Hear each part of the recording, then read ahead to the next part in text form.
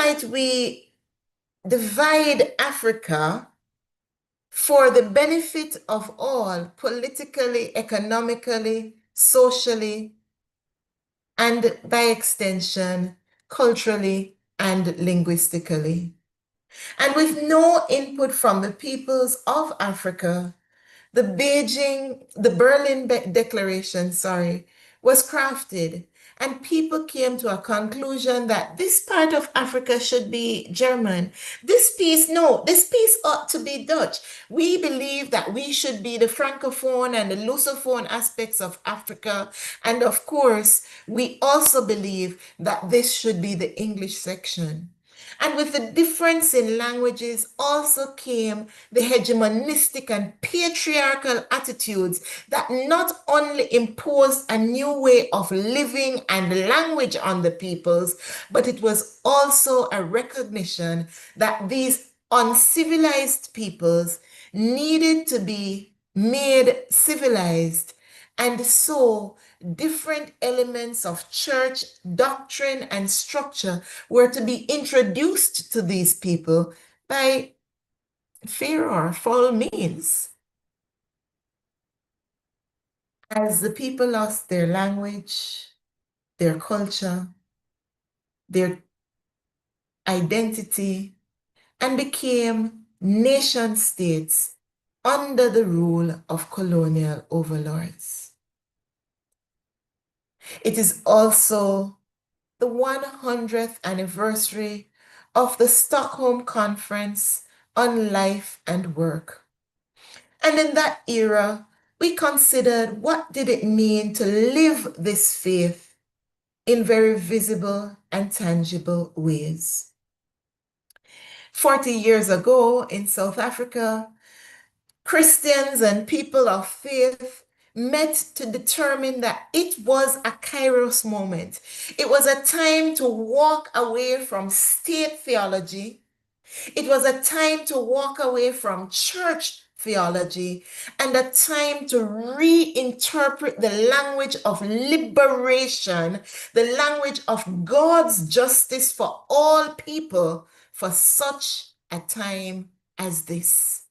It was a Kairos moment, and hence the formulation of the Kairos document, which has been interpreted and adopted in many spaces, including in Israel-Palestine, where there is also the Kairos Palestine document. It is a jubilee of creation, and yesterday many of us were gathered all over the world celebrating the start of the season of creation.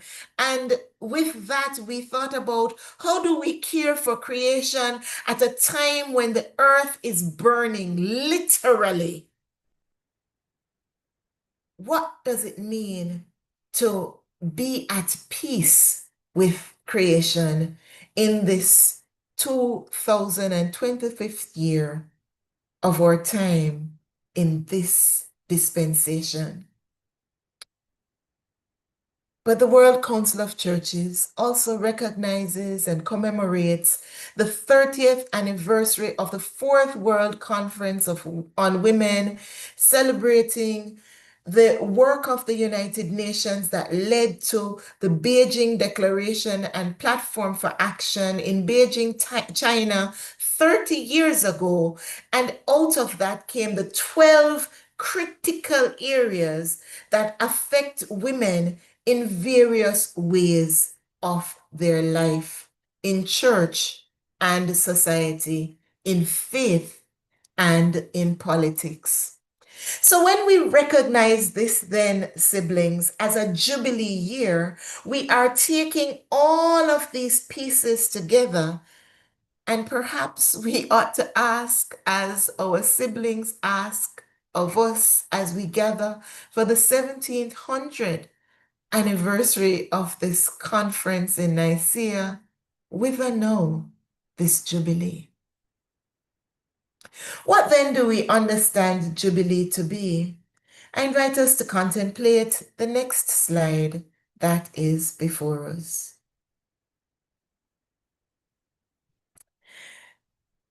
A According to popular culture, Jubilee is a special anniversary of an event, particularly one that celebrates 25 or 50 years of a reign or activity. And I know that in Asia, the Jubilee often represents the birthday of a monarch. And I have in front of us the representation of the longest serving monarch in this part of the world, sorry, the western part of the world, Queen Elizabeth, who celebrated her platinum jubilee, 70 years of being monarch over England and the British Empire in 2022. Okay, she may have died shortly after. But when we hear the word Jubilee, therefore, and we consider that it's a special anniversary, when we consider that it's a celebration of 25, 50 years and beyond, I do say that we feel that there is cause for joy. So, with Jubilee being now understood as 25 years, we have Jubilee at 25. We have the Golden Jubilee at 50.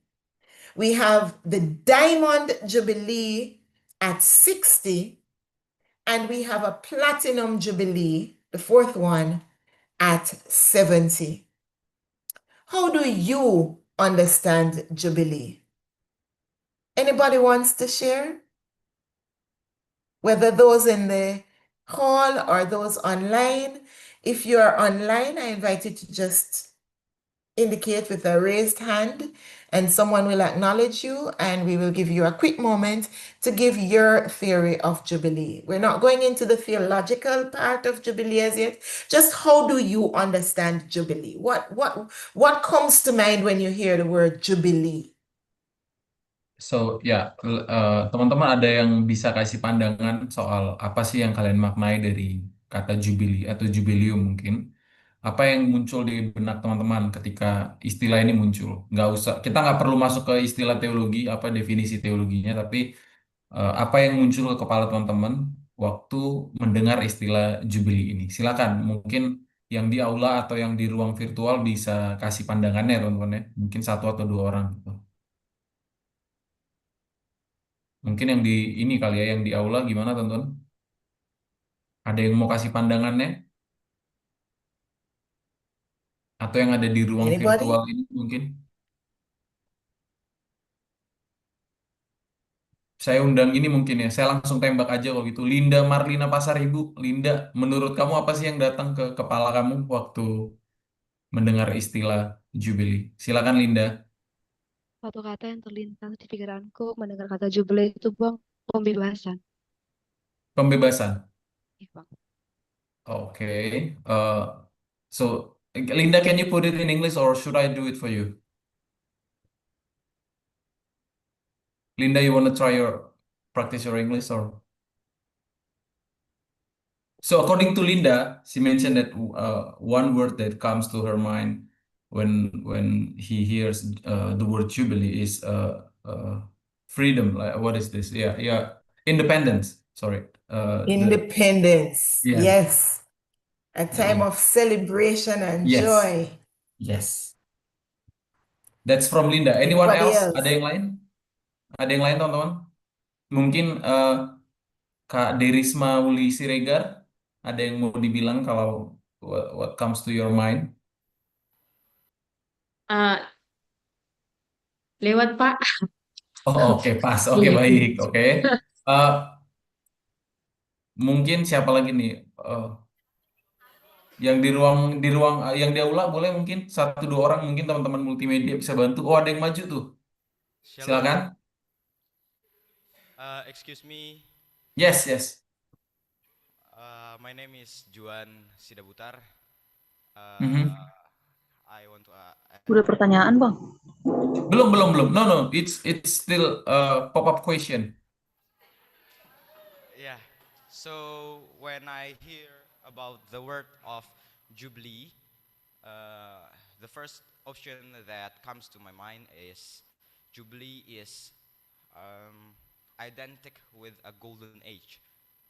That is sometimes Yes. when we categorized 50 years, we call it sometime a Jubilee year. In Indonesian word, tahun jubileum. That's it. Yes. You. Thank you, Juan. Thank you so much. Thank you, Juan. Okay, then. Yes.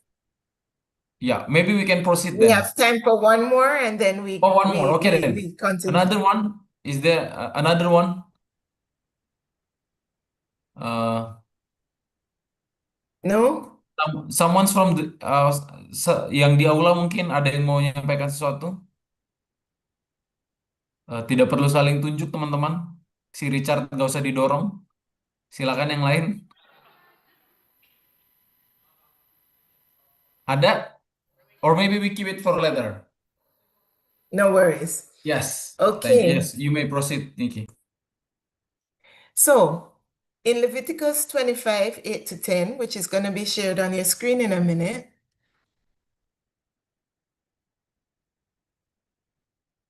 we are told, and you shall count 7 weeks of years, 7 times 7 years, so that the time of the 7 weeks of years shall be to you 49 years. Then you shall send abroad the loud trumpet on the 10th day of the 7th month.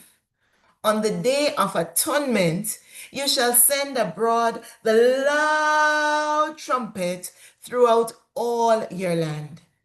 And you shall hallow the 50th year and proclaim liberty throughout the land to all its inhabitants, and it shall be a jubilee for you when each of you shall return to his property, and each of you shall return to his family.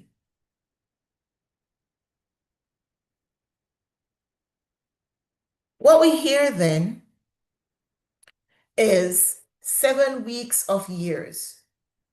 So we hear the number 7, we hear 7 times, we hear 7 years, we hear 49 years, we hear 7th month, and then we hear the 10th day, the 50th years, and proclamation of liberty throughout the land to all the inhabitants, and it shall be a jubilee, the celebration using the ram's horn for each of you, when you shall return to your property, and each of you shall return to your family. Leviticus 25:11, the next slide, tells us that Jubilee originates from the concept of Yavel. The slide after that, Michael. Yes. Which is about the year of emancipation and restoration provided by ancient Hebrew law that is to be kept every 50 years, with emancipation of enslaved Hebrews, restoration of alienated lands to their former owners, and the omission of all cultivation of land. It is therefore a time of freedom, time of restoration. It is legally binding. It's covenantal. It is 50 years. It is emancipation for the enslaved. And it is a restoration of land that was belonging to your father and your father's father and your mother's mother back to the former owners. And it was a time when creation got a chance for renewal and restoration. What does that mean for us in very real terms? How do we understand this call to blow the trumpet in Zion. In Genesis chapter 2, verse 2 to 3, we're told that after God created the earth and provided for humanity all that is known today as creation, God invited the humans to be in charge of this space. And at the end of it all, God blessed the day, God set it aside, and God rested and invited us to take rest from all the work which God created and made. I want us to pause with that for a minute to consider what it means to have a Sabbath. Now, just so you know, this is not about Seventh-day Adventism or not. This is not about seventh day versus first day worship. This is an invitation for us to think about Jubilee as a Sabbath, a time that is gifted back to God, to acknowledge the gift that God has given to us, to recognize that that which is holy, that which is sanctified, is set apart from the common use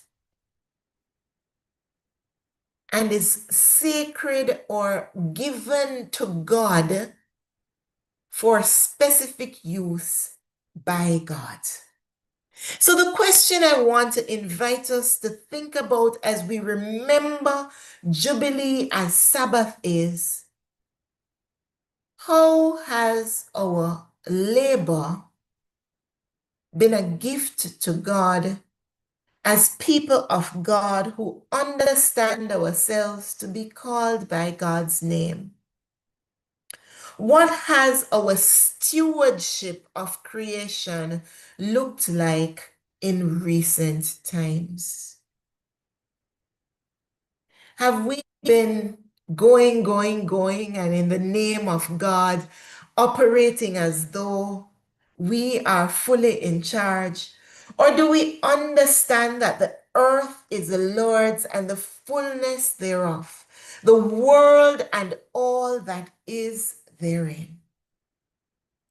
Siblings, we are called as a whole people of God to observe the season where we give back to God ourselves, our hearts, our minds, our witness.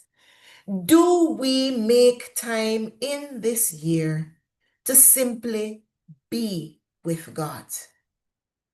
Years ago, I remember writing about rest, and I came up with a simple four-letter acronym for rest. Rest as an option, opportunity to rely.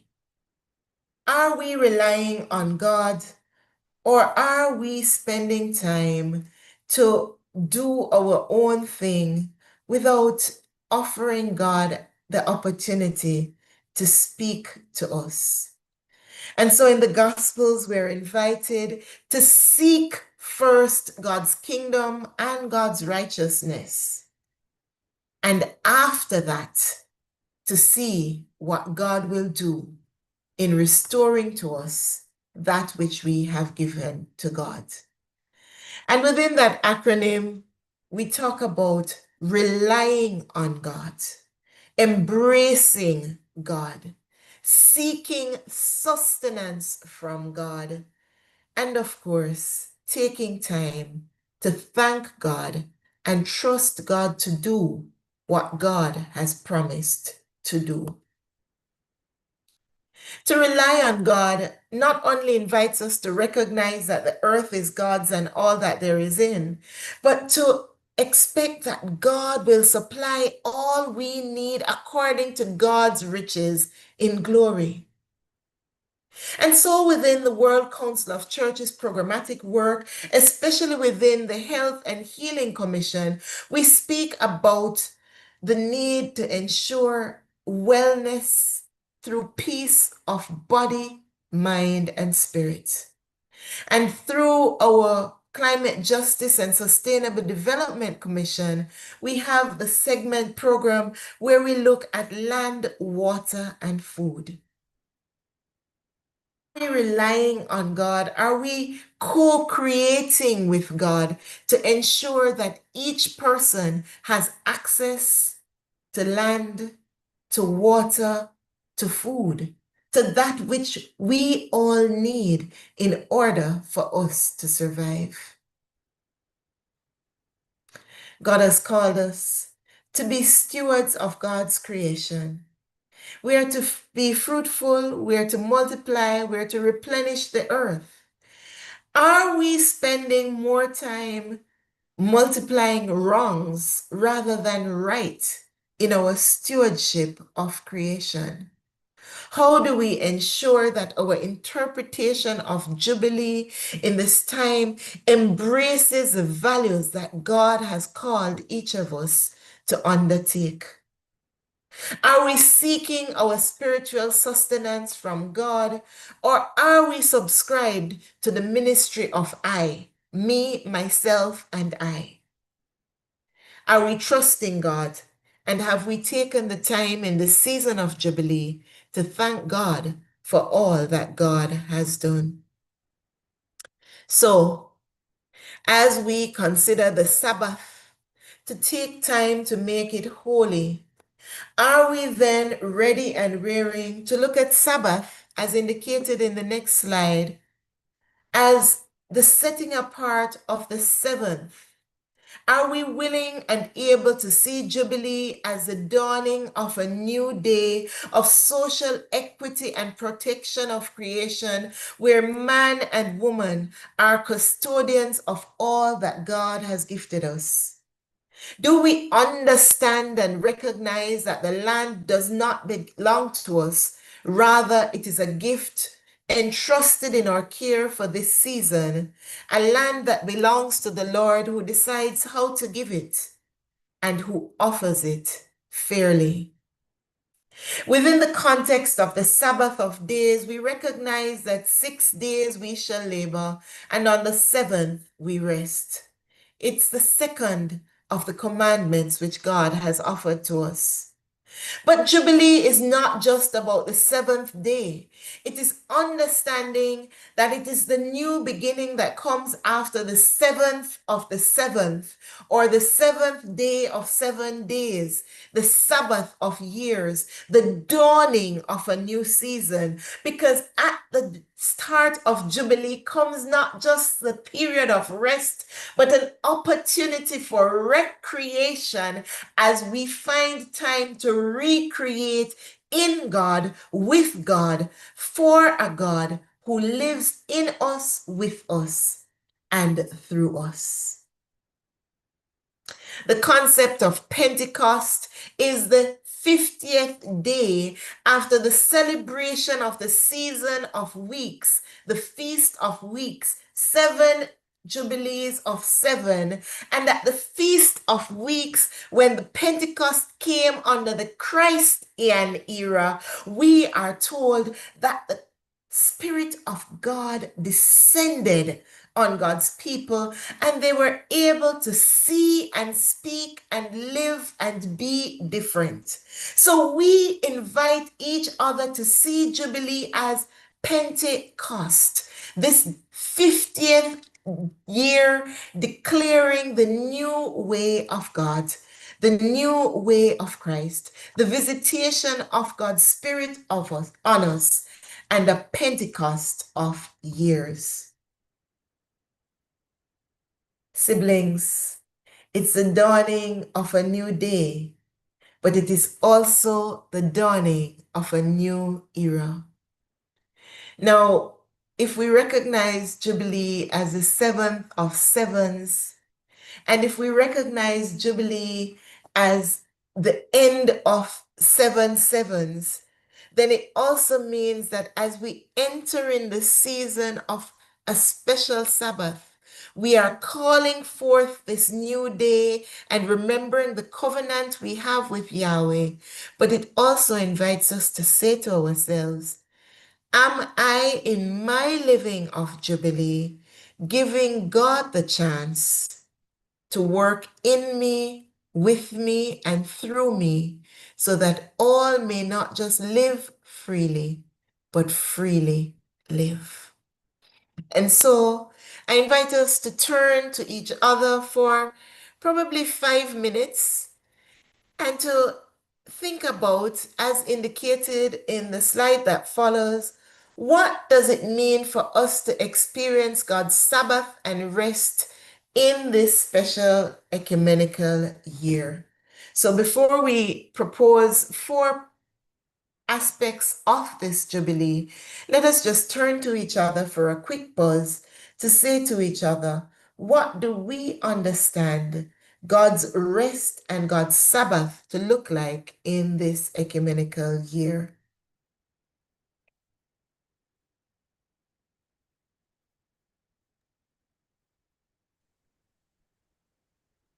Okay, can I help to translate the question for our Yes, friends? please.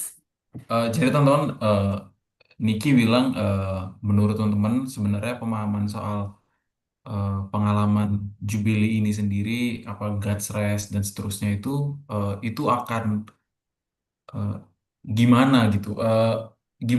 Menurut teman-teman gimana kita bisa mengalami peristiwa God's Rest itu di momen-momen sekarang dengan konteks hari ini?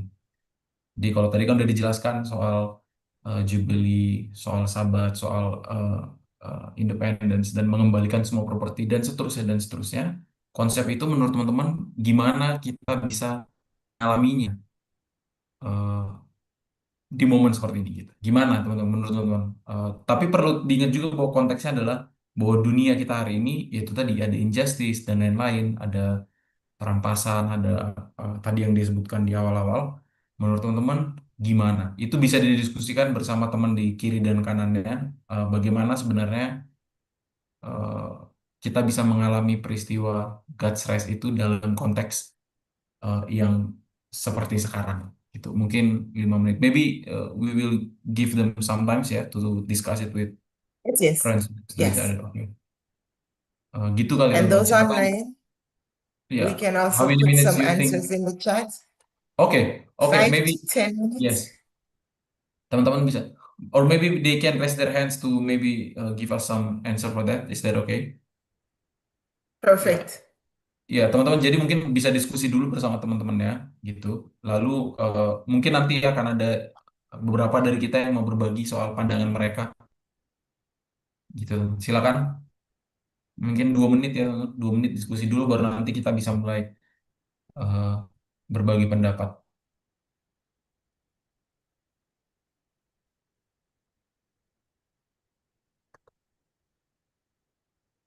And anyway, Nikki, the concept itself is quite unique, yeah. I mean, even for me, this is quite symbolic. I mean, it is very nice to have the imagination, and then, but at the same time, now we have the meaning of the symbol. We have the meaning of what is Sabbath, what is the seventh plus times 7 and things like that. And now, the today's context, the injustice, the burning world. Also, I like what do Exactly. you think of? And that Yes, and and that and and that's and that that's quite yeah. Uh, And that is why, for me, it is not just remembering what Jubilee means, it yeah, is pulling it back together. true. Because if the earth is the Lord's and the sea levels are rising, if Mm, the earth is the Lord's and people are dying, if mm, Jubilee is this special celebratory time, yeah. yet every day in the news we are bombarded with Uh, war here, demonstration here, frustration there. What does this Jubilee mean as people of faith? yeah. Oh, that's a very yeah, that's a very critical question, and I know that in some areas well, maybe this is for the discussion later, but I know that in Indonesia, even some of the so-called people of Christ, uh, we are not really seeing ourselves as the people of Christ who brings peace, joy, and things like that. So yes. So what does it mean to be the people of Christ who's celebrating the Jubilee then? What does it mean? So And that's what I want. So I suspect that you all were expecting just talk, talk, talk, but I have never been a talk, talk, talk lecture. I prefer for engagement because this is what we have to unpack. This is what we have to look at. And in a minute or two, if no one is jumping up, we can continue because I have 4 headings, just one at a time, slowly, so that we can okay, unpack what this Jubilee looks like in all these different capacities as yeah, we speak about Sabbath. yeah.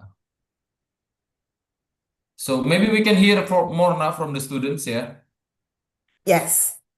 Jadi teman-teman ada yang mau Anybody wants to berbagi? jump in? Ya, ada yang mau berbagi pendapatnya teman-teman? Jadi menurut teman-teman apa sih sebenarnya perayaan macam apa yang mau kita miliki, yang mau kita rasakan di tengah-tengah dunia yang sebenarnya lagi begini gitu? Permukaan laut meningkat, lalu hutan mulai hilang, lalu dan seterusnya dan seterusnya. Jadi sebagai orang Kristen sebenarnya jubileum macam apa yang sedang eh, akan kita miliki sekarang, akan kita rayakan, macam apa gitu. Silakan teman-teman, kalau ada yang mau berbagi. Mungkin yang di ruang virtual juga bisa ya. Mudah-mudahan masih pada standby yang di ruang virtual ini.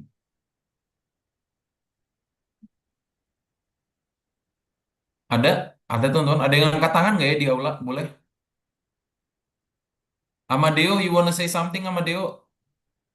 You can share it, Amadeo, please. Iya, terima kasih Bang Mikael. Tadi saya sudah share di chat. Iya, Uh, boleh dibagi. Maksudnya gimana nih perayaan berduka macam apa? okay. It's okay, it's okay. Okay. Hi Nikki, how are you? Hi, Amadeo. Good to It's see lovely to hear you. your voice again.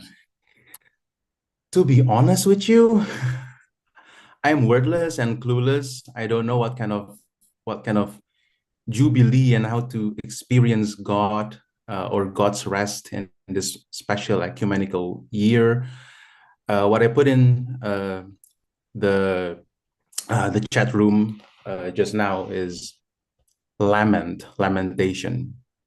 So for me, it is a moment of lament actually, which I think is caused by the recent developments, not only in Indonesia, which I believe you have been aware of, but also the current trends globally in terms of deforestation, and then xenophobia, I think, is becoming more and more real in today's world, especially with many political orientations going far right. It also stands as an impediment, to actually live up to Jubilee and to the spirit of liberation. For me personally, this is a season of lament. And I also believe that lamenting is part of, of resting as well. Instead of being overly optimistic about things, we prefer to be mourning. We prefer to mourn over the current downward trends. That's basically what I meant when I put in the chat room lamentation, or the celebration of lament, which is a contradiction. Celebration and lament How can lament be celebrated? But yeah, that is the most realistic thing to do. The most realistic move is to lament. I think that's my response for now. And thank you. And Thank thank you, you for Amadeo. that honesty, Amadeo. And I think that would perhaps be part of why the World Council of Churches hesitated to add the word Jubilee in the recognition of this ecumenical year, because it's a season of pain, of crisis, of foment, of disruption, of everything gone wrong. And yet, if we go to the Psalms, Psalm 13, for example, begins, "How long, O Lord, will you forget me?" But Psalm 13 doesn't end on that note. Psalm 13 then invites the soul to hope in God and to find reason to move forward. If we think of the historical Jews rather than the political Israel, and I'm being very careful in distinguishing the two, we would note that the history of the children of Israel often didn't seem to have a lot of jubilation, celebratory blowing of the ram's horn as part of their reality. Yet, God called them to not only see what was present, God invited them to see what could be. And my theory, Amadeo, and others, is that in order for us to move to the point of celebration, we must start with this lament. We must start with an acknowledgement of where we are, of what is happening. We must walk alongside and in the steps of before we move to that point of transformation. Or to use the language of the pilgrimage, we begin with what is it that we see? We identify where the wrongs, the injustices, the points of dissonance or disorder or disunity exist. And then we say, but where can we find hope? If I were to look at the Indonesian context, at 11 o'clock on Sunday, 2 days ago, I am at the airport just getting from the UK on my way to Jakarta, and I get a call and an email and a WhatsApp message saying, you need to make a decision. Are we still on? Are we going to call it a day? Because there are demonstrations, the political situation is turbulent, and no one knows what next. If I were to stay in lament, if I were to stay in the moment of all the uncertainty, then I would have decided, along with my colleague Herman, who is here to help to do some of the underground work as well as to provide support in other ways, we would have determined to stay in Geneva. But the pilgrimage is not just about seeing what's happening to those people over there and saying, well, Lord, I guess you can help them. Sometimes the pilgrimage means pausing to journey with someone along their part of this path we're traveling, to hear what they hear, to see what they see, and sometimes even to feel their pain. And so in the special ecumenical year, even as we recognize and commemorate, bring back to memory or remember the various anniversaries, we also seek to take the via positiva. What is the positive elements that we are seeing? We take the via negativa. We are willing and able to acknowledge the injustices that people are facing along the way. But we don't remain in the injustice and we don't overlook the injustice.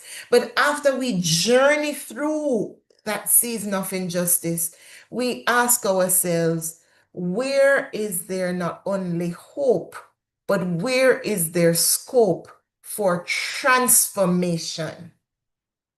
Whether it be trauma transformation, physical healing, or other. And so, as I invite us to consider experiencing God's Sabbath and Sabbath of Sabbaths and the Pentecost of Sabbaths in years and in decades, I invite us to consider these 4 elements. If you would assist me, Michael.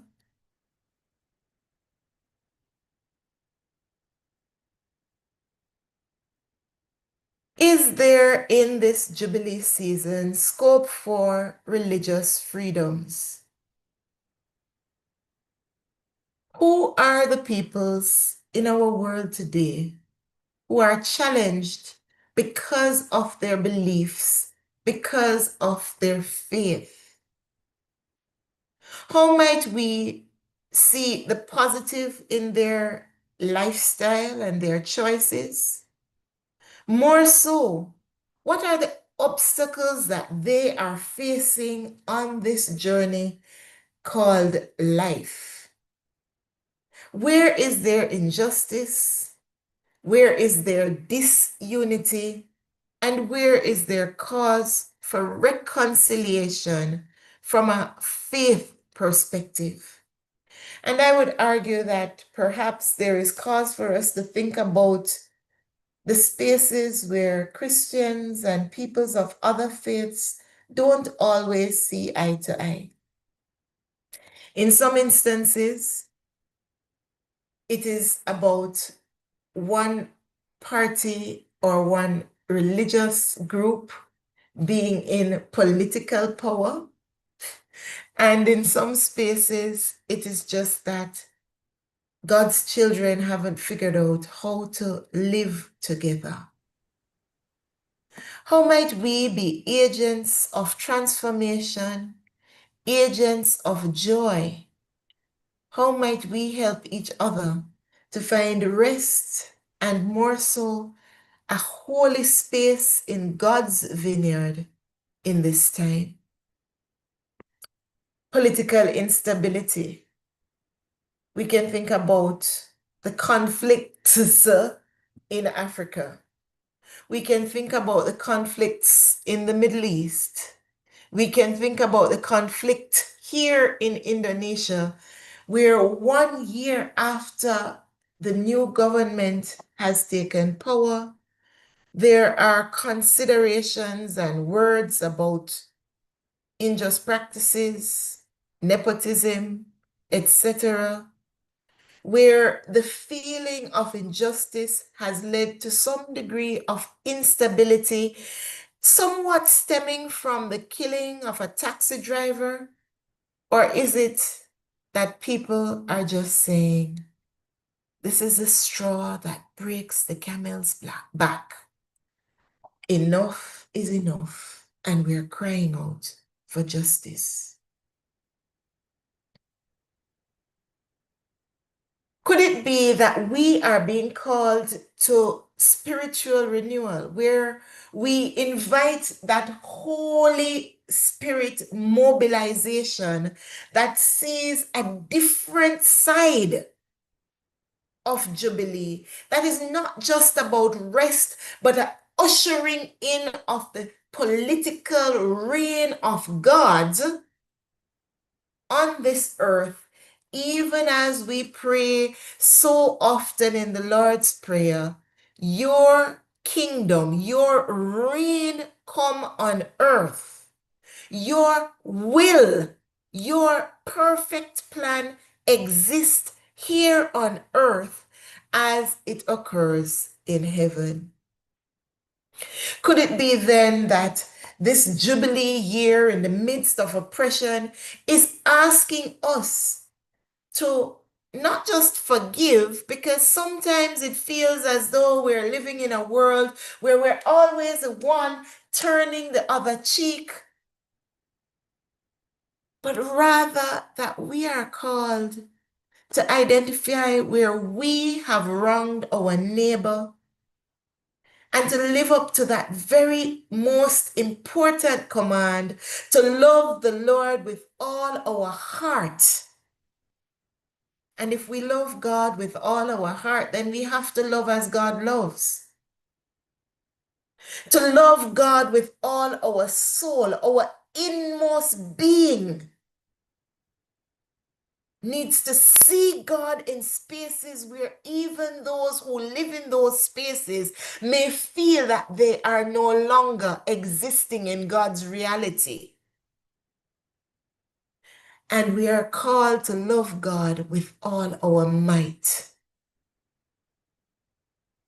How much energy do we put into loving our neighbor as ourselves? And so Jesus asks us, or rather, Jesus asks and challenges us, who is our neighbor? Is it the person who is sitting beside us in this Zoom? Or is it the person who, in the face of apathy and enmity and indifference and greed, is able to show us the face and the hand of God by extending a helping hand in times of need, that speaks up for justice in the times of criminality and abuse of power. And so, siblings, I'm reminded of John 8, where Jesus is in the temple, yet again ready to preach, and they bring to him this half-naked woman, in my estimation, and they say to him, Rabbi, you say that you are the teacher of the law. You say that you're ushering in this year of God's favor. Well, even as you speak of that, help us to understand how you interpret the law, because here is this woman who has broken God's law. She has committed the crime of adultery. And so in some countries, people are charged with the crime of theft because they seek daily bread, while those who are wealthy continue to break the tax laws and no one seems to hold them accountable. We speak about climate justice or climate injustice, yet are we ready, raring, willing, and able to stop some of the consumptive lifestyle that we enjoy today so that our neighbor might freely live? In some parts of Africa, the Democratic Republic of Congo, for example, wars are waging almost every day. In the midst of war, however, minerals are still being extracted. Minerals which are used to power the very computers and telephones that we're using right now to be joined remotely in this conversation.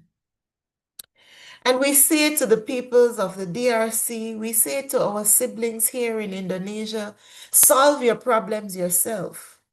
But are we calling ourselves to say, how are we the problem?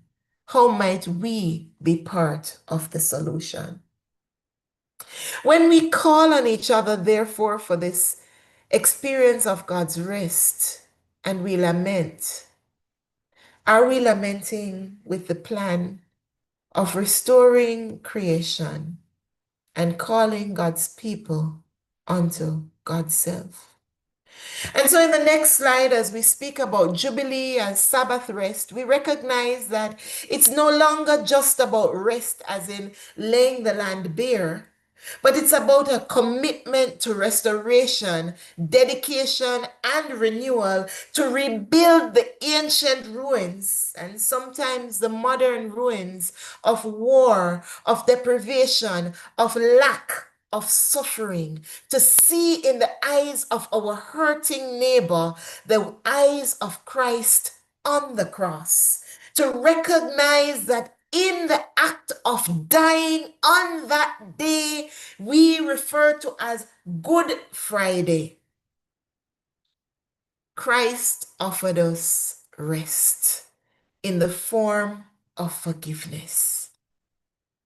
Siblings, we are told that the disciples were having a moment and they turned, Peter, my good friend in particular, turned and says, Yeshua, Jesus, how often should I forgive my brother? And I suspect that someone was getting on Peter's nerve and he was ready to just sort that person out. And Yeshua says, don't just forgive them 7 times, but forgive them 70 times 7. The Jubilee of Jubilees, the Pentecost of rest. Siblings, Sabbath rest, therefore, is also a call to forgiveness.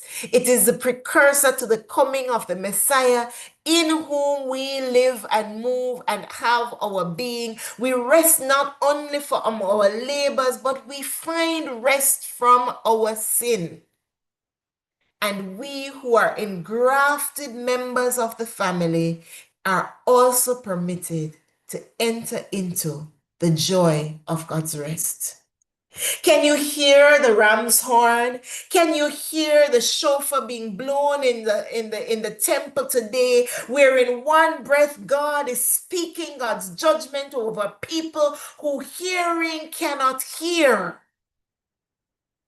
Will we be that voice crying in the wilderness to say, in this Jubilee year, O God, here am I, send me.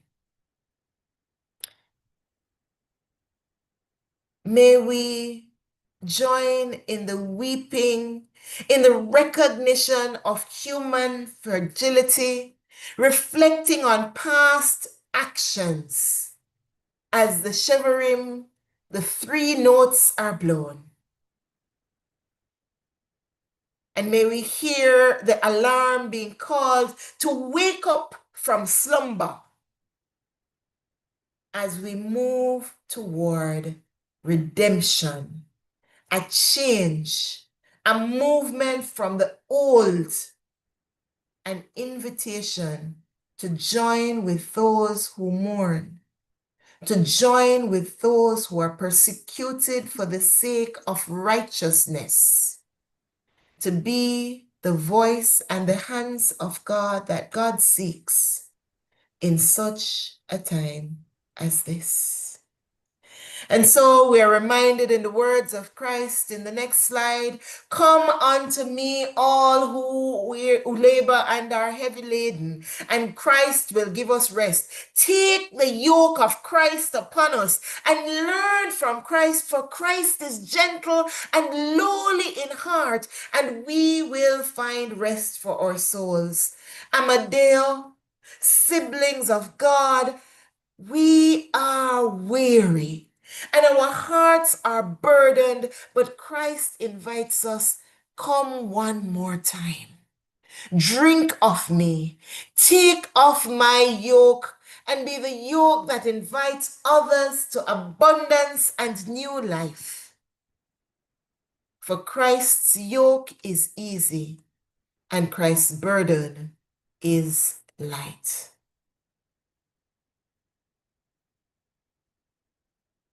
We pause again to think about, how do we find our Jubilee as God's engrafted children? Any thoughts, any conversation? We have approximately 5 to 10 minutes.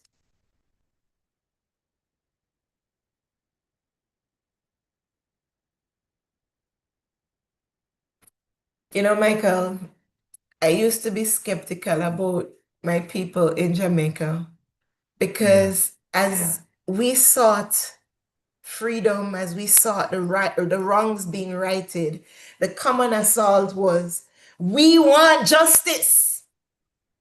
And people would grab out the old fridge and the old everything and they Yeah. would block the road.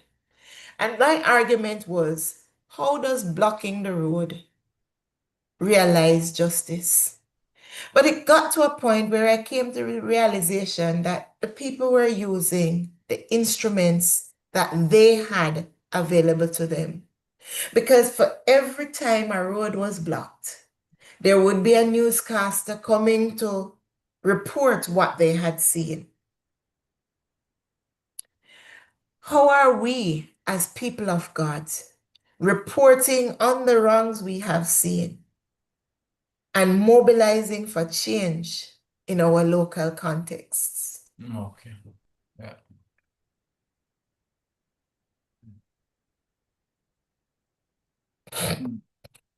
Well, that's a pretty good illustration actually to start to make us realize that it's not a one-man show. I believe this should be a movement. Yeah. And the question is now, how do we start it, right? So how we as a group, as a family, uh, find the Jubilee? That's a really a good question actually. How do you think Jubilee can be a reality in our own context? So let me just ask our friends, guys, teman-teman, pertanyaan untuk didiskusikan bersama itu ada di layar sekarang, ada di uh, layar teman-teman gitu, yang ada di situ. Jadi tadi saya sampai tertegun, teman. Menurut saya topik ini sangat apa ya, sangat realistis gitu, sangat sedih tapi di saat yang bersamaan sangat mengganggu gitu. Jadi dari tadi Niki memang menjelaskan betapa pentingnya konsep Jubilee gitu dan eh, apa makanya pada konteksnya waktu pada konteks kemunculannya Jubilee itu apa gitu dan kenapa Jubilee ini sebenarnya penting juga dalam eh, konsep keimanan kekristenan gitu. Tapi kalau dia disamakan dengan kalau dia ditarik ke konteks kita hari ini agak agak gimana gitu jadi agak gelap gitu dan pertanyaannya adalah ini gimana kita eh, sebagai orang-orang Tuhan apa anak-anak Tuhan gimana kita bisa menjadi sumber Jubilee gitu. Kalau di kepala saya ini pertanyaannya adalah gimana kita bisa menghadirkan Jubilee gitu pada konteks kita masing-masing. Jubilee yang sesuai dengan konteks awal ya teman-teman ya. Jadi pertanyaan ini lebih ke gimana kita bisa memantik perubahan di konteks kita masing-masing. Silakan. Mungkin ada yang mau sharing?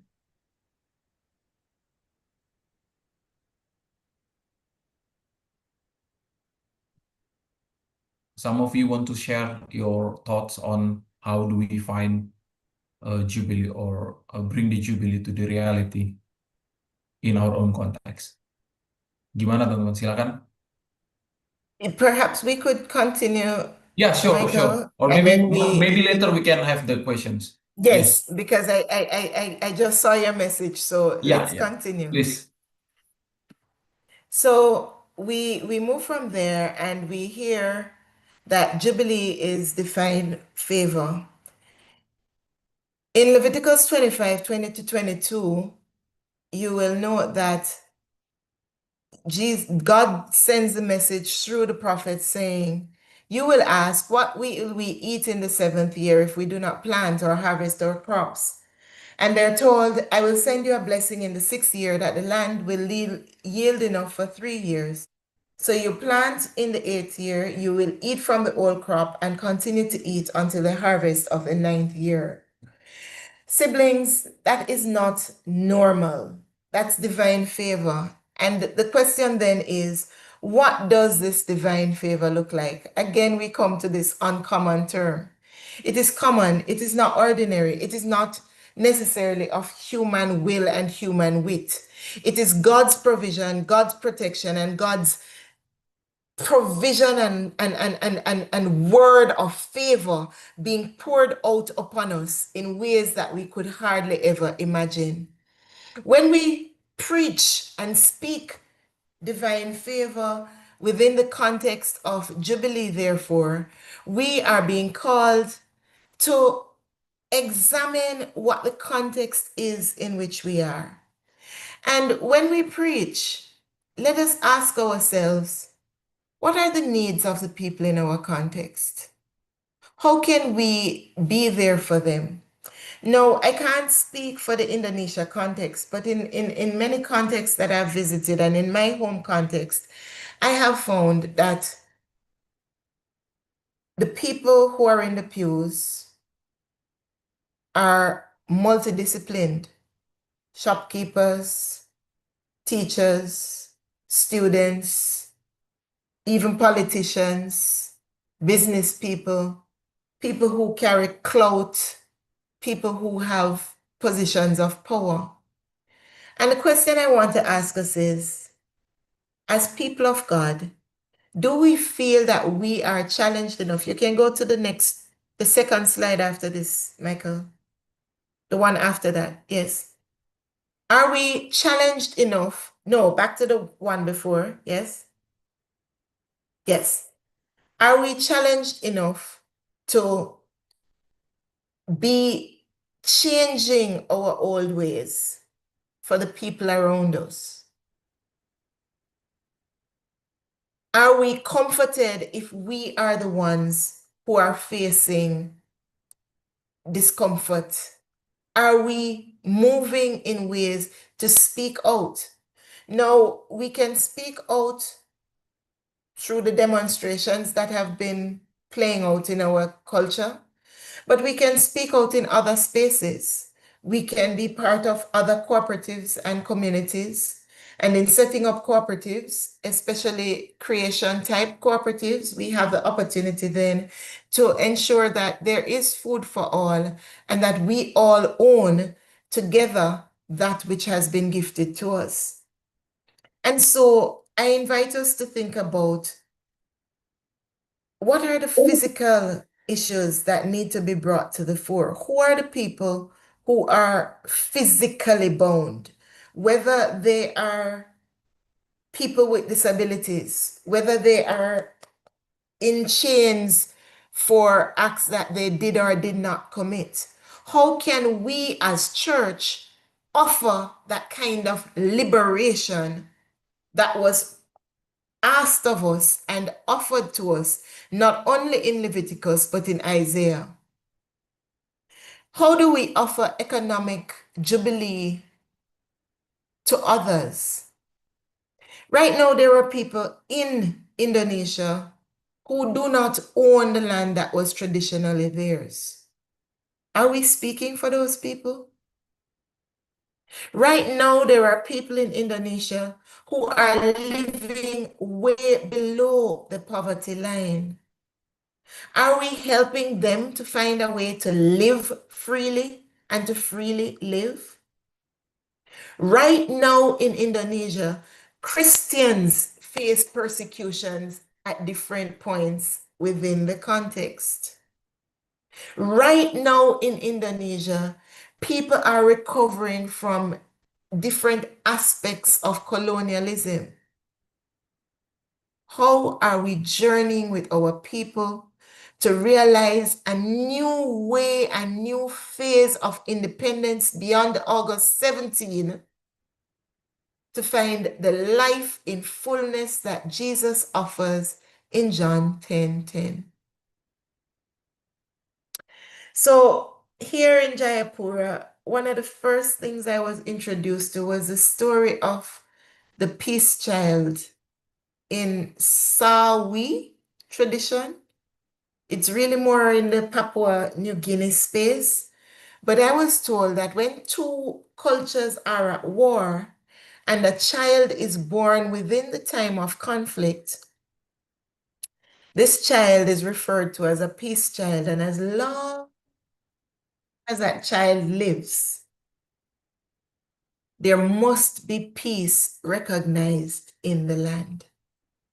Now, I was also told that when the missionary saw this, he had to move past the cultural barriers because rather than just celebrate the birth of the peace child, many tribes would also celebrate the Judas figure who could realize the death of the peace child. I want us to note, therefore, that there are two sides to this Jubilee coin, siblings, because the truth is, when we are called to be peacemakers, we are expecting that our lives will be poured out sacrificially, and it may cost us our very being. Are we prepared to die as we effect Jubilee for our siblings? I also note that the missionary used the peace child to speak about Christ. I want to suggest a step further, siblings, that we are called to be the children of God. So we are called to be the makers of peace in a society that isn't always fair. How might we therefore offer social and cultural freedom to a people who wish to see God's light? And so in the next slide, we note that if our brother becomes poor and sells themselves into slavery, we should not permit them to be in servitude. They shall be like a hired servant and as someone on the pilgrimage with us. They will serve until the year of the Jubilee, and then they must be freed, them and their children, and go back to their own family and return to the possession of their foreparents. Because these are God's children whom were brought forth out of the land of bondage. They shall not any longer be slaves. We are not called, siblings, to rule over our siblings with harshness, but we shall fear our God. Are we in our acts of celebration of Jubilee offering people a chance to see that they are made in God's likeness and image? And so in the next slide, we look at Jubilee in praxis, and the questions I pose at us is, in our local context, is land and access to land available to all? For those of us who own land, are we making that land available to those who don't have? What does a mortgage look like in the Indonesian context? Who are the people who are oppressed in this local situation, and how do we factor all this in the current socio-political context in Indonesia? How do we speak along with those whose voices have been muted over decades? How do we speak with the new poor? Who are the marginalized in our communities? And what scope is there for women to take positions of leadership, to negotiate power? And are we even acknowledging the existence and the voice and the agency of people with disabilities? How is wealth distributed? And as church, how do we distribute the wealth that we have, not only in terms of money, but in terms of land, in terms of provisions, in terms of the favor that we experience from those abroad who come to share with us in our local context? And are we a church that speaks truth to power, even if it costs us the monies and all that we hold so dear? How do we live the Beatitudes? Do we prefer to think that the poor are with us always and therefore God will sort them out? Or do we seek to liberate people from poverty into a life of favor and sufficiency. Siblings, this call to Jubilee, as the next slide tells us, is a call to absolute repentance, metanoia. When our lifestyle consumes 1.8 times what the earth can renew, and yet 20% live on what 80% of the world produces, and 80% of the world are living below the poverty line, then transformation must begin in the heart. Our theology must shape our discipleship, and our discipleship must realize a change in the world. We have a responsibility to engage, to renew, to repent, to transform, to unite as we call forth justice in this our world. And just before we move into our time of question and answer, I invite us to listen to this song, A Place at the Table. If you use the other one, Michael, the actual picture should be a video in and of itself, I hope. No? Okay, then let's use the YouTube and you bring it up for me. Oh, okay. Wait. Let me. Just open the link. Oh, wait. It's not giving you the link. All right, just copy and paste. Sorry. So, as we listen to the song, I invite us to think about Luke 4 and Isaiah 61, where we are told that the Spirit of God is upon us, you and I, to be the agent of change and grace, and to offer all a place at the table. Is So, it playing now? No? wait. Let me just. Okay. Okay, what if we save that for the last then, Michael, and open the floor for questions? Oh, it's working now. Okay. And also the song, yeah? Can you listen to okay.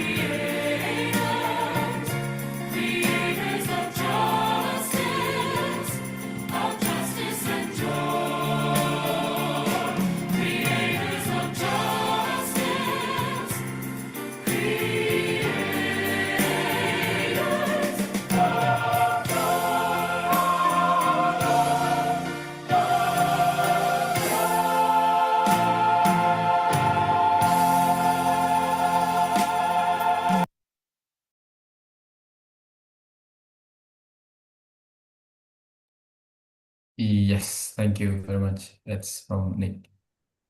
A Thanks. beautiful song, yeah. And so, as we close, how might we offer Jubilee to those around us? Thank you. Thank you, Reverend Nikki. Please give us some. There you go. You can look at the students at the auditorium. Yeah, they're giving you flowers.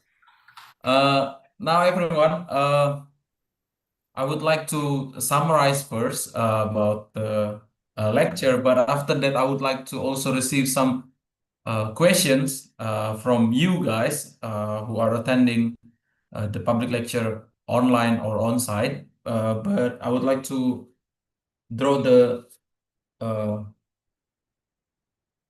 red lines here. So I would like to do it in Indonesia, Niki. So if you oke, dan Nabil, ya. Teman-teman, jadi tadi Niki sudah menjelaskan dari awal. Jadi pada pertemuan ini dia menjelaskan eh, kenapa penting melihat, dia membuka kuliahnya dengan mengatakan mengapa penting melihat keadilan, rekonsiliasi, dan kesatuan itu sebagai pengalaman bersama, teman-teman, meski dilihat dari perspektif yang berbeda. Gitu. Dan kenapa ini penting? Karena di saat yang bersamaan sebenarnya kita punya satu identitas yang sama, yaitu adalah anak-anak Allah. Nah, ikatan kita sebagai anak-anak Allah ini kemudian membawa kita pada sebuah perayaan yang disebut Jubileum tadi, teman-teman, Jubilee. Dan eh, pertanyaannya sekarang adalah, kalau memang kita adalah anak-anak Allah dan kita berada pada journey yang sama, pada perjalanan yang sama, yaitu melihat kenyataan bahwa eh, ada ketidakadilan, ada eh, ketidak eh, ketidaksatuan, rekonsiliasi tadi, dan eh, sebagai anak-anak Allah dan melihat realita ini, maka kemudian pertanyaannya adalah jubileum macam apa yang sedang kita rayakan atau hendak kita rayakan bersama sebagai anak-anak Allah. Dan tadi Niki menghabiskan banyak sekali waktunya untuk menjelaskan bahwa ternyata eh, ada makna-makna teologis dari jubileum ini yang memang mengindikasikan implikasi teologis yang dalam. Dan beberapa poin yang saya tangkap di sini yang mungkin bisa jadi pelajaran buat kita adalah konsep jubileum itu sendiri diambil dari peristiwa Allah beristirahat, lalu di saat yang bersamaan ada pembebasan di dalamnya yang dirayakan sebagai pengembalian properti, pembebasan terhadap eh, eh, budak waktu itu, dan yang lain-lain. Nah, kalau demikian berarti kita juga perlu menariknya sebagai momen untuk melihat kita kita melihat melihat jubileum ini sebagai undangan untuk memperjuangkan empat hal tadi yang disebutkan oleh Niki, yaitu religious freedoms, kebebasan beragama. Lalu kita juga perlu melihat jubileum ini sebagai momen untuk menghadirkan stabilitas politik, teman-teman, dan pembaharuan spiritual, dan juga eh, creation restore, apa ya, pemulihan ciptaan gitu. Dan ini adalah undangan dari bentuk selebrasi, bukan selebrasi, bentuk jubileum yang perlu kita maknai bersama. Dan perlu diingat, teman-teman, bahwa ini adalah undangan untuk kita semua. Artinya jubileum ini sendiri peristiwa, momen untuk mengembalikan semuanya kepada Tuhan dan membuatnya menjadi baru kembali, pemulihannya itu perlu dilihat sebagai gerakan bersama. Itulah kenapa undangan ini diberikan untuk kita bersama, karena kita punya identitas yang sama. Pertanyaannya tadi, Niki mengajukan pertanyaannya untuk bahan refleksi kita. eh, kita bisa melihat pada konteks masing-masing apa yang dibutuhkan oleh konteks kita. Dan kalau memang jubileum ini kita hayati sebagai sesuatu gerakan bersama, maka momen ini perlu kita lihat sebagai apa? Apakah ini sebagai momen membebaskan orang-orang dari eh, banyak sekali keterbelengguan tadi, ada akses kepada tanah dan seterusnya, dan sebagai satu institusi gereja, sebagai satu keluarga besar dalam gereja yang Kristus adalah kepalanya, mampukah kita membawa pembebasan sebenarnya ke tengah-tengah dunia yang sedang kacau ini? Dan eh, tadi ditutup dengan nyanyian yang terakhir adalah itu menurut tema saya juga adalah undangan untuk menjadi eh, creators of justice. Jadi kita lah pembawa damai dan keadilan itu. Itulah tadi ditutupnya dengan apa, kuliah umum dari ini kita ditutup dengan undangan itu tadi. Nah, sekarang teman-teman, saya mau mengundang kita semua untuk memberikan pertanyaan, mengajukan pertanyaan kepada Nick soal ini gitu. Apakah uh, ada hal-hal tertentu yang teman-teman mau tanyakan kepada Niki. Silakan teman-teman. Mungkin tiga pertanyaan dulu deh. Baru nanti kalau misalnya ada lagi kita buka second terms. I would like to invite everyone. Maybe for the first term, we can have three question first. After that, if we still have sufficient time, then we can have another term for Q&A session. Please, everyone. Tiga penanya pertama, silakan.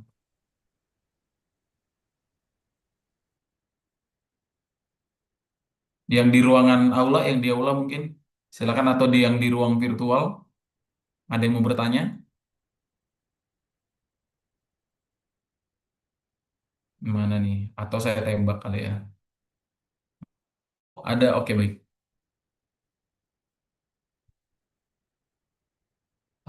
The first one is in the auditorium ya. Please introduce yourself ya. Okay. Oke, please. Okay, first of all, my name is Liora, and then thank you for the material. My question is, if we're discussed about justice, unity, and reconciliation, and especially about religious freedom, what do you think, or what is came to your mind about religious discrimination, especially in Indonesian? I will give example. Example discrimination in our country, there is burning of church, describing our worship, and destroying church and the other. So what do you think? Do you think we should still do what God said to us in Matthew chapter 5, verse 44? But I tell you, love your enemies and pray for those who persecute you. So, do you think we need reconciliation with each of them who do discrimination, or we don't have to apologize them? That's my question. Thank you. Thank you. Fiora. Liora, right? What is your name again? Liora? Ya, Liora ya. Liora. Yes, Liora. Okay. Thank you, Liora. The second one, Dornella. Please, Dornella.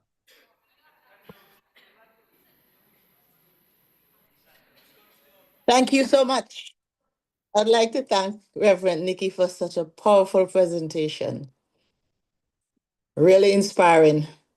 But I would like for her to maybe give a comparison of Israel of yesteryears or yesterday and Israel today. Thanks. That's a 1 million question, I guess. Okay.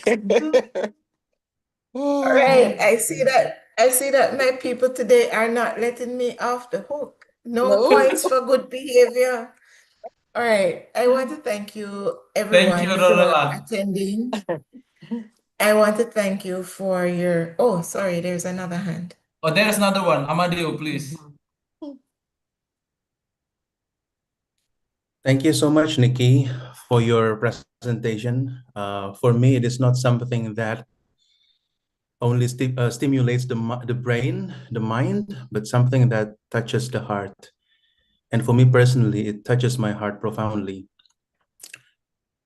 It's been a difficult time in Indonesia the past few days, and you know that also because you've been in Indonesia also for some time.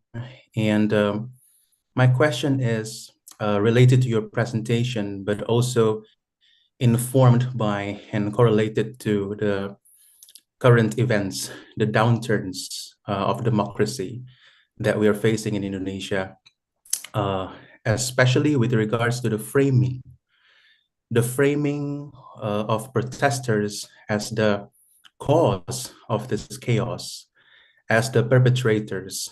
Well, we know who the real culprits really are, but right now there is a tendency where the government, or maybe some elements of the government, we call it oknum in Bahasa Indonesia, elements in our government that I think are trying so hard to scapegoat and to frame, to concoct a picture of the protesters as the perpetrators.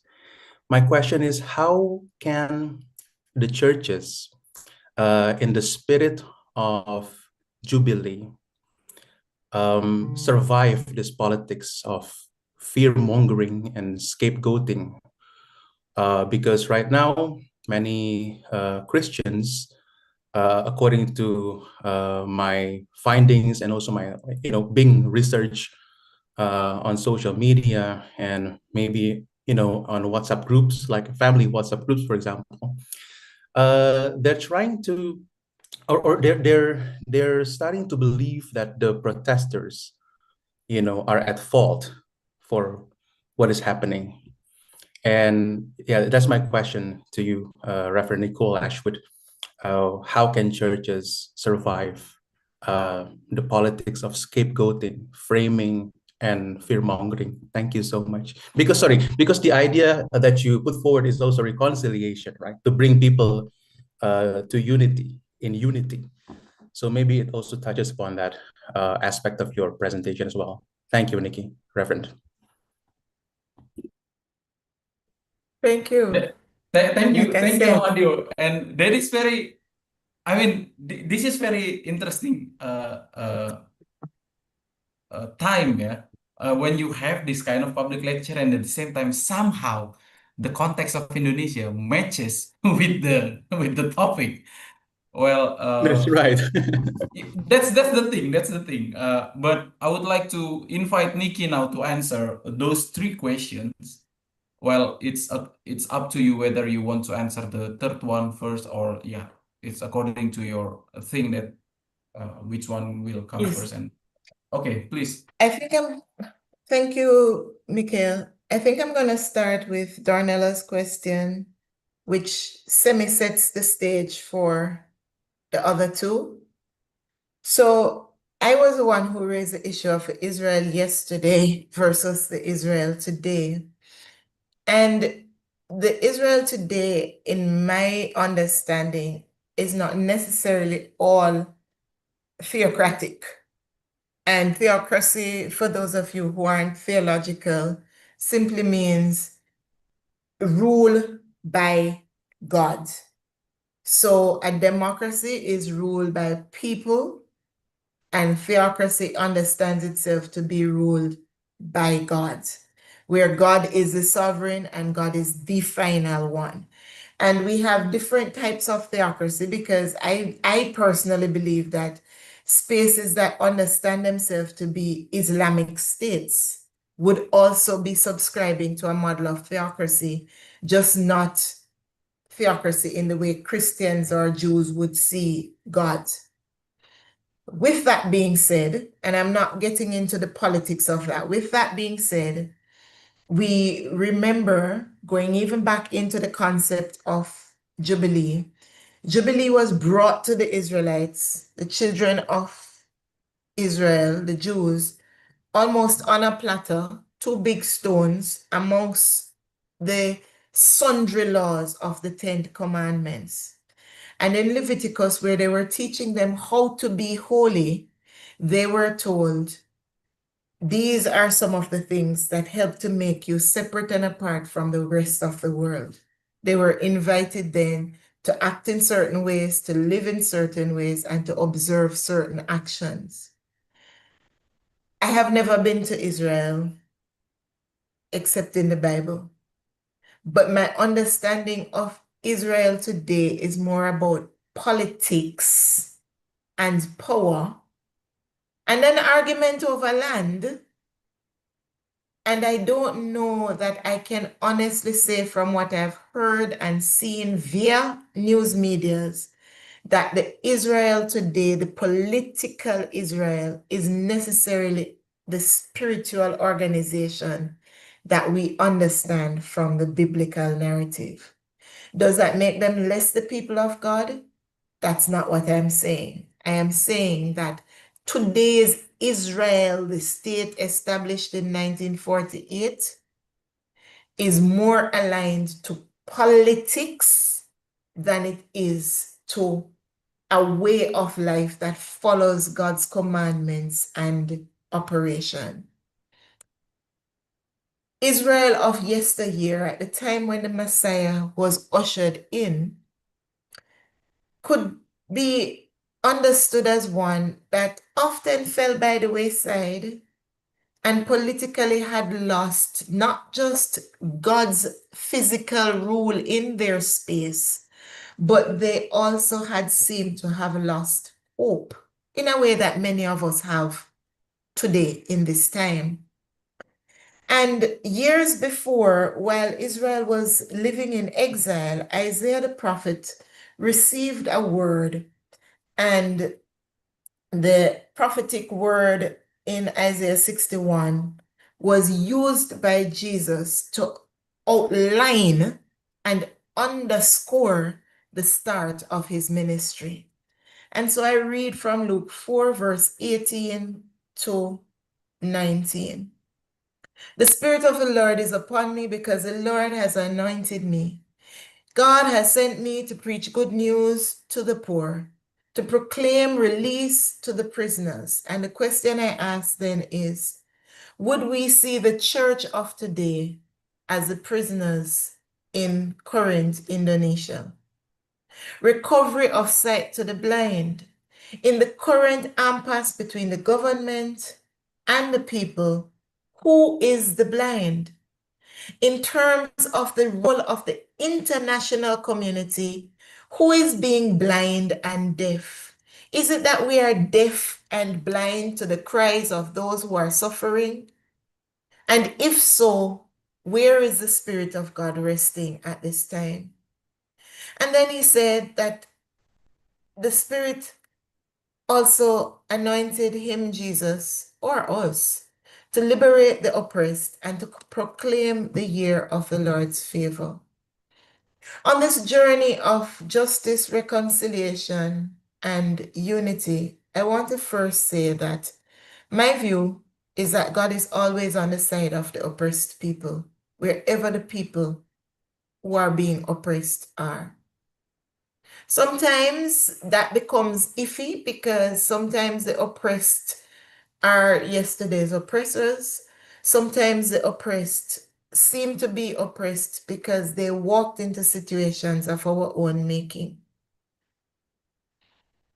As church facing religious and other forms of persecution, I then believe that it is not that God isn't with us, but it is for us to discern how is it that God wants us to act. And no, Leora, I am not saying that we keep turning the other cheek. I believe that there comes a point where if we keep turning our cheeks are going to become this wide, not because we have pretty puffy faces, but because after being slapped so many times, we can't take it anymore.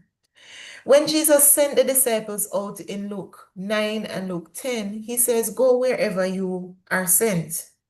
And if you go to a town, the first thing you do is speak my peace over the town. But when the peace is not received and returned, brush the very dust off our feet that would retain the culture and the attitudes of the town off our systems.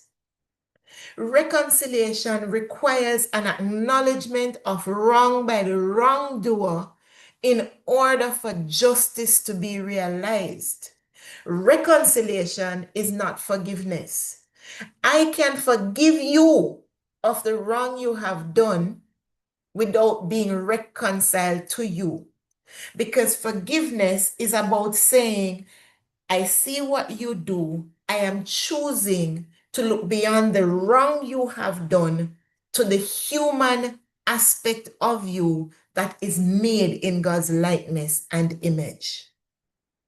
Can we forgive the perpetrators of rape, of burning churches, of injustice, of corruption? Yes, we can. And hello? He did say 490 times, 70 times 7. So please, don't tell me that I said to you that forgiveness is coming overnight. Sometimes we have to say it until we believe it. So work with me here. But forgiveness is not equal to reconciliation. Forgiveness doesn't mean that justice isn't sometimes in need of being served. And that's when we need to be walking with others on the journey who are like-minded. Remember, common journey, common mission, common vision. We need others who are in positions of other types of tangible power to journey alongside us, to mediate on our behalf, even as we pray to God to say, Lord, how long? So, yes, there must be lamentation. Yes, justice must be served. But yes, the pilgrimage of justice, unity, and reconciliation says we see the wrongs, we speak the wrongs for what they are, we speak truth to power, and we seek alongside those who are open to transforming the wrongs to say, how can we take this situation and change it into one where the wrongs are made right?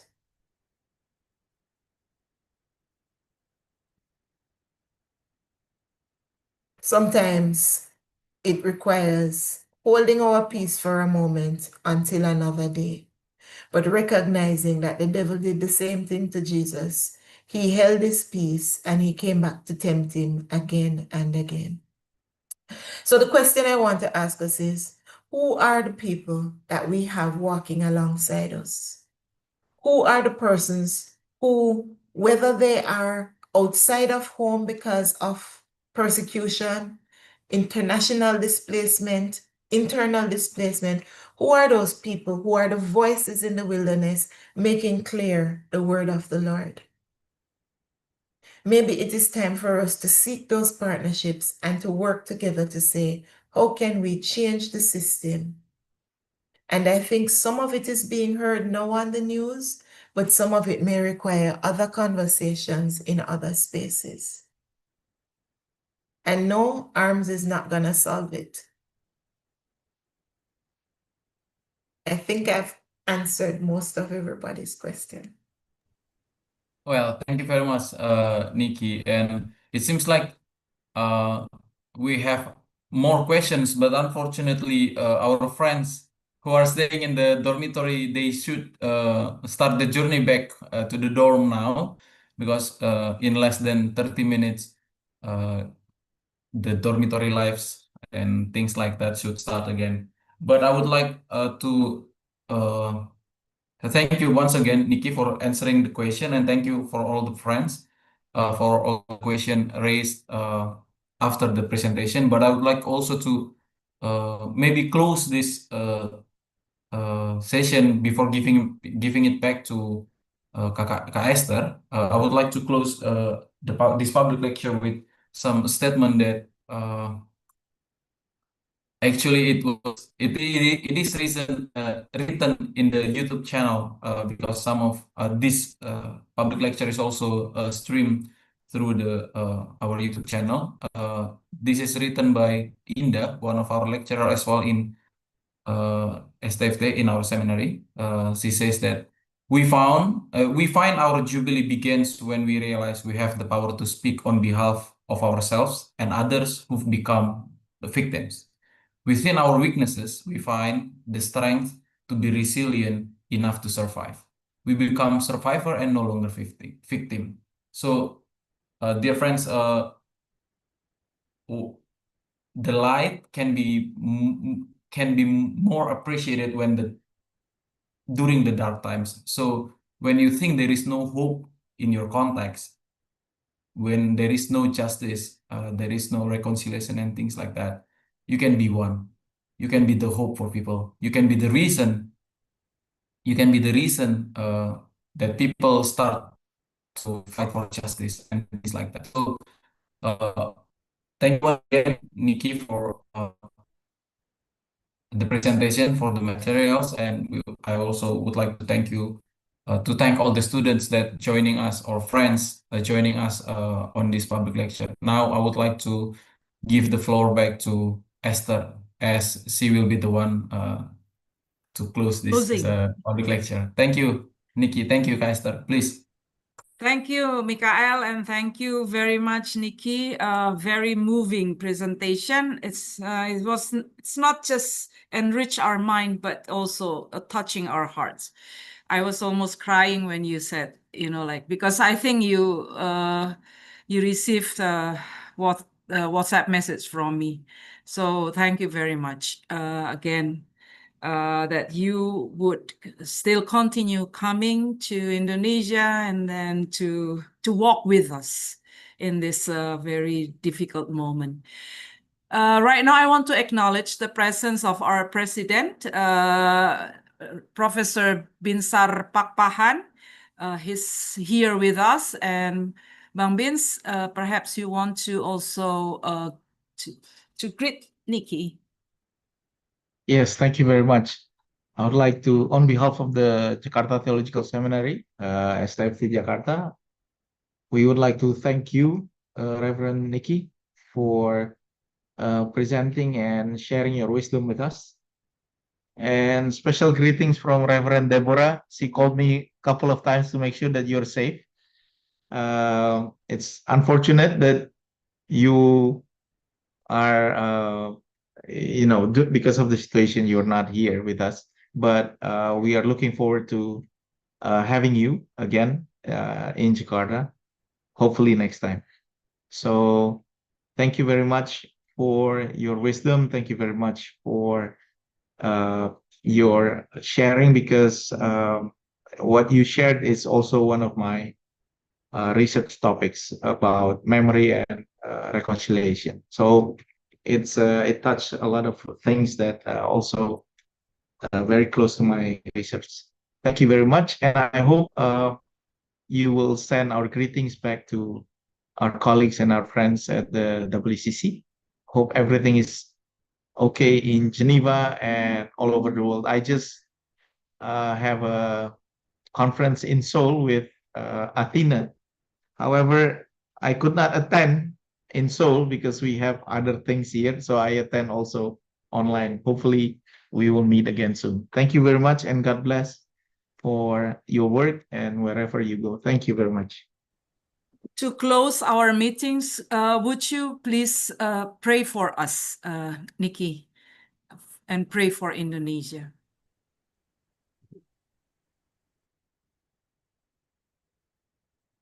Abba,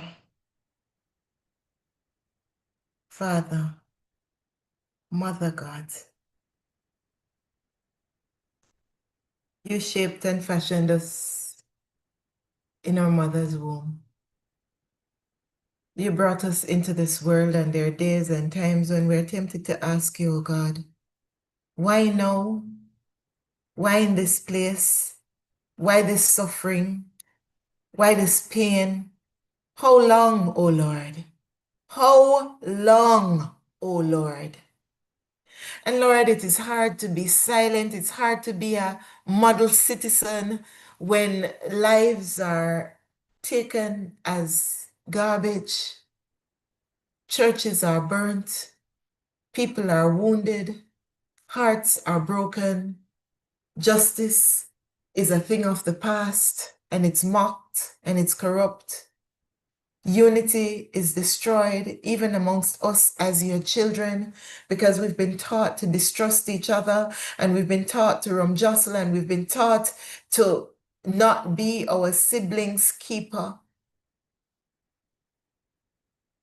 And we're so filled with pride that we are unwilling to acknowledge where we have been wrong. Lord, your children are dying.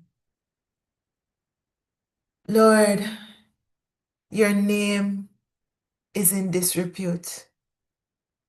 Lord, your people are protesting the wrongs in Jakarta, in Israel, Palestine, in Russia, Ukraine, across the Middle East, across Africa, in the United States, in the Caribbean, throughout Asia.